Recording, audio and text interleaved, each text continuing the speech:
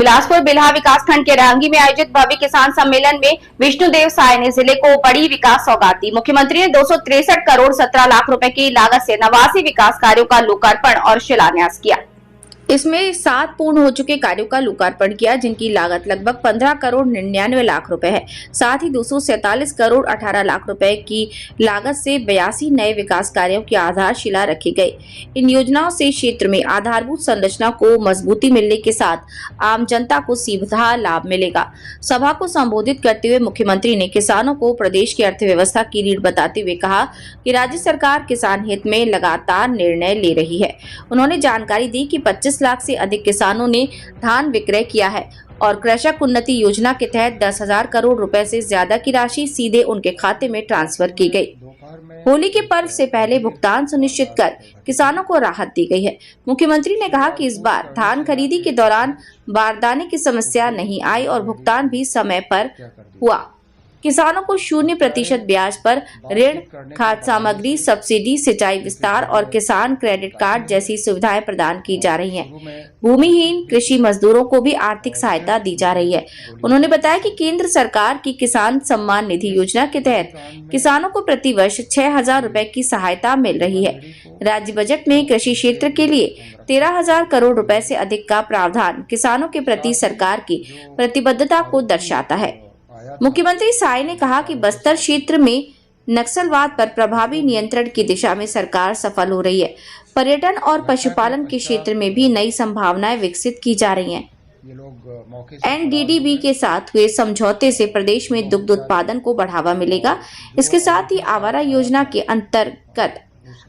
योजना के अंतर्गत 18 लाख जरूरतमंद परिवारों को आवास स्वीकृत किए जाएंगे। प्रशासन में पारदर्शिता के लिए ई-ऑफिस व्यवस्था लागू की गई है और सुशासन पर विशेष ध्यान दिया जा रहा है। राज्य का राजस्व 11,000 करोड़ रुपए बढ़ना विकास की दिशा में सकारात्मक संकेत है। कार्यक्रम के अंत में मुख्यमंत्री ने बिलासपुर जिले के नागरिकों को विकास कार्यों की इस बड़ी सौगात के लिए बधाई दी और प्रदेश को आगे बढ़ने के संकल्प को दोहराया। इन 24 लाइव से धनंजय तिवारी की रिपोर्ट।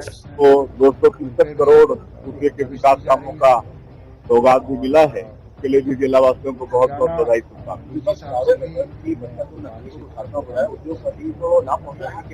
उनके आरोप में कहीं सच्चाई नहीं है। कांग्रेसी झूठ बोलने में बहुत माहिर हैं। हम लोग इसलिए नक्सलवाद वहाँ पर समाप्त कर रहे हैं है कि वो बस्तर क्षेत्र बहुत सुंदर क्षेत्र है, प्राकृतिक दृष्टि से और जनजातीय बाहुल क्षेत्र है और केरल प्रदेश से बड़ा वो क्षेत्र है। लेकिन नक्सलवाद के कारण 4 दशक से भी ज्यादा समय वो क्षेत्र वंचित था विकास की दृष्टि से। वहाँ पर हम लोग विकास पहुंचाना चाहते हैं, वहाँ पर कृषि को हम लोग आगे बढ़ाना चाहते हैं। उस क्षेत्र में पर्यटन की अपार संभावनाएं हैं, पर्यटन को आगे बढ़ाना चाहते हैं, पशुपालन को आगे बढ़ाना चाहते हैं, वहाँ पर हॉर्टिकल्चर को हम लोग आगे बढ़ाना चाहते हैं। छत्तीसगढ़ प्रदेश के अन्नदाताओं को 25,28,000 से ज्यादा किसानों को जिन्होंने इस साल धान बेचा, उनको बहुत बहुत बधाई, बहुत बहुत शुभकामनाएं देते हैं। और आज यहाँ पर श्री धर्मलाल कौशिक जी के विधानसभा क्षेत्र में रहंगी के मोह भाठा में मुख्य कार्यक्रम का आयोजन है और पूरे प्रदेश में 145 जगह और कार्यक्रम आयोजित है, जहाँ पर हमारे प्रदेश के माननीय मंत्रीगण, सांसदगण, विधायकगण, हमारे जिला पंचायत के अध्यक्षगण और निर्वाचित जनप्रतिनिधिगण वहाँ पर उपस्थित हैं और अन्नदाता किसान उपस्थित हैं। वैसे 25,28,000 से ज्यादा किसानों का जो कृषि उन्नति योजना में अंतर की जो राशि है 10,324 करोड़, उसको उनके खाते में भेजने का काम किए हैं। उनको बहुत बहुत शुभकामनाएं। आगे होली है तो निश्चित रूप से इसका लाभ हमारे किसानों को होने वाला है। विपक्ष का आरोप है कि जो बस्तर में नक्सलियों का खात्मा हो रहा है, करती कुछ नहीं है, झूठ बोलने में लोग बहुत माहिर हैं। उनके आरोप में कोई सच्चाई नहीं। सरकार में 2 काउंटर वाली बात कही आपने। जी बिल्कुल, बहुत लोगों को मालूम है कि जितना दारू दुकान रहता था उसमें 2 कैश काउंटर रहते थे। एक का हिसाब किताब सरकार के पास जाता था और एक का और कहीं जाता था।